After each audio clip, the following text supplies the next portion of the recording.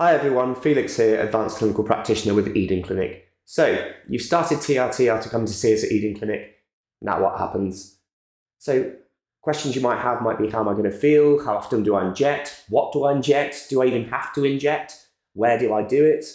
You'll likely think of all these questions and probably more after you've been to see us at Eden Clinic. But luckily for you, the very fact that you've started TRT with us means a lot of these questions will have been preemptively answered during your appointment. However, the research suggests that we as human beings are terrible at retaining information. You'll see that just here. One study showed that when under duress, we only retain approximately 30% of the information that we are given when that information is received by us verbally. So it stands to reason that a lot of what is said when you see us may not be easily remembered. It's a stressful time.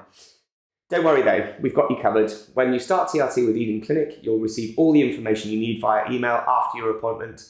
Please do read those emails that we send you. All the information and links in it, because it contains a wealth of information. So sit down and read through it when you get home. Give yourself that time. I'll briefly run through things now, just to what the emails might entail. In this email and other emails you'll receive from us, you'll have your dosing protocol, other documents that cover things such as the medications we commonly use as adjuvant or additional therapy along with your testosterone, and or HCG if that's something you've decided to take alongside your testosterone, and the rationale for their use. There's also sections on side effects, management of expectations, and how you may feel. Right, now we've chatted a little bit about the information you'll receive by email after starting therapy with us. Let's talk about what everybody really wants to know when they're starting TRT, and that's, how is it going to make me feel? Well, this is a really big one, isn't it? Because we often come into TRT feeling terrible. Is it going to make you feel like Superman? Is it going to make you look like or feel like Thor or Captain America?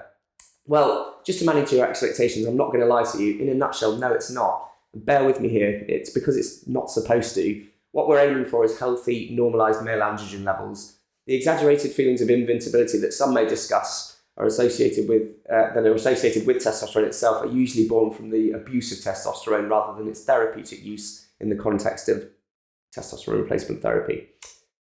Please don't worry though, you are more than likely going to feel a lot better than you have done in a long time, and the reason for this being that it's likely you've struggled for a very long duration with low testosterone.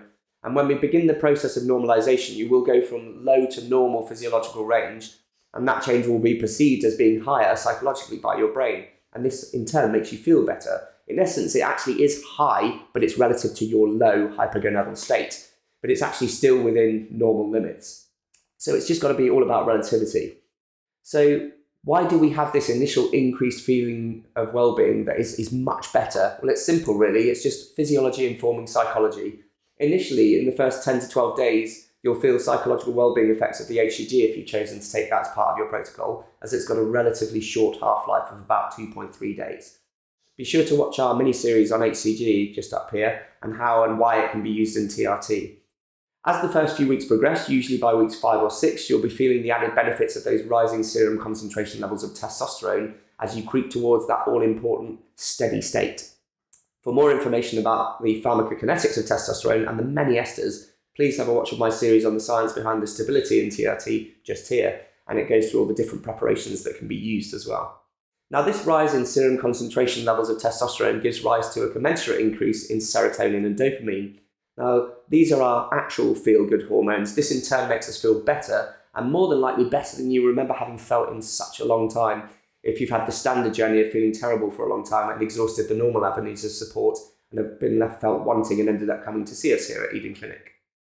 So, we're now at week 11 and 12 post-therapy, starting therapy, and you've been great with your concordance. You've been taking your testosterone as per your agreed protocol, exercising regularly, eating a good, healthy and balanced diet. What next? Well, this is where I'm very aware that it can start to feel like things aren't actually working as they did back in weeks 5 to 6.